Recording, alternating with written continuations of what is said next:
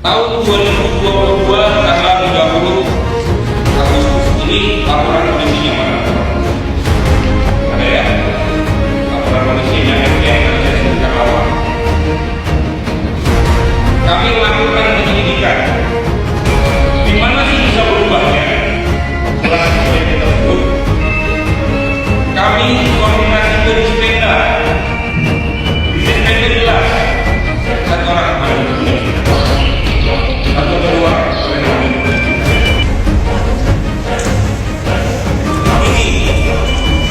ini 2020 bukan dilakukan. Disinilah kami indikasi diduga adanya pemalsuan. Ternyata benar.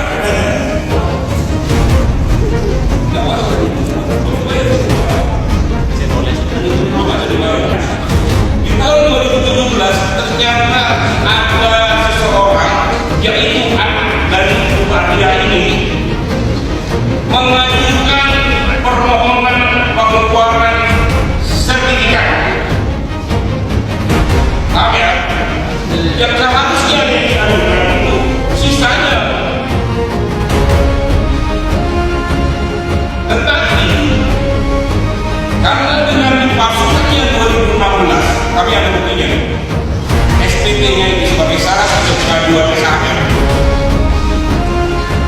Dibuatlah sertifikatnya tahun 2017 ini. Keseluruhan. Saudari Bahia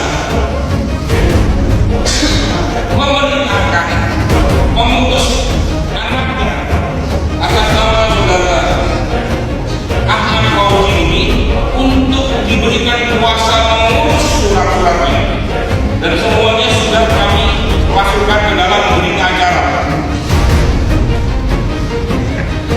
Amin. Syarat untuk menerbitkan sertifikat tahun 2017 yaitu SPPT tahun 2016 harus atas nama Bahia. Dipalsukan langsung, difotokopi, lalu dilegalisir di kelurahan untuk menerangkan ini asli. Yang aslinya adalah sama.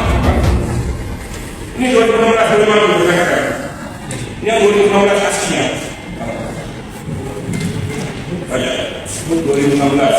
Warna yang dijual sama siapa? Tahun 2012. Karena dari syarat dari BPP harus SPP tahun berjalan. Assalamualaikum warahmatullahi wabarakatuh.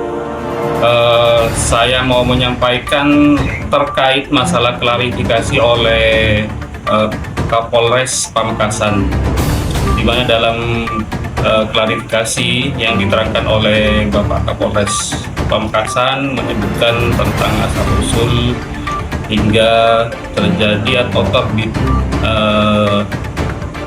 dari klien kami Ibu Bahria sebagai tersangka yang mendasarkan pada sertifikat hak milik.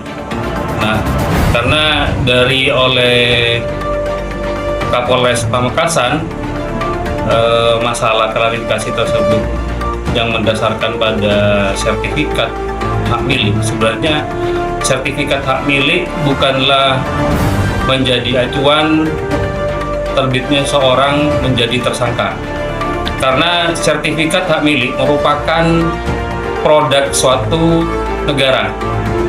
Tentunya dari klien kami Ibu Bahria juga memiliki sertifikat hak milik. Jadi apabila mendasarkan Ibu Bahria menjadi seorang tersangka di kepolisian Pamekasan, itu sangat tidak sah secara hukum, karena yang bisa menentukan siapa yang akan menjadi seorang tersangka itu tidak bisa dibuktikan dengan adanya sertifikat hak milik, karena dari kedua belah pihak sama-sama memiliki sertifikat hak milik. Sertifikat hak milik tersebut merupakan bukti kepemilikan yang sah, bukan mutlak. Karena sertifikat tersebut merupakan produk negara berdasarkan Undang-Undang Pokok Agraria Pasal 19. Nah, apabila dari keterangan Bapak Kapolres Pamekasan yang menyebutkan dan berdasarkan klien kami yang bernama Bahria menjadi seorang tersangka, itu sangatlah tidak benar. Karena meskipun ada dokumen yang dipalsukan, itu bukanlah klien kami, Bu Bahria. Karena dokumen yang dikeluarkan oleh Bu Bahria merupakan instansi yang berwenang yang mengeluarkan adanya dokumen tersebut, sehingga menjadi terbitnya sertifikat hak milik. Jadi saya sebagai kuasa hukum Ibu Bahria sangat menilai dari kepolisian Pamekasan sangatlah terburu-buru menyimpulkan klien kami sebagai tersangka, dan kami tidak menerima karena tidak adil rasanya apabila klien kami dijadikan seorang tersangka, karena yang dijadikan alat bukti hanyalah sertifikat hak milik. Tidak ada bukti lain yang mendasarkan bahwa klien kami sebagai tersangka atas penyerobotan tanah, karena klien kami mendasarkan penerbitan sertifikat tersebut berdasar dari pemberian atau hibah dari orang tuanya dari tahun 1975.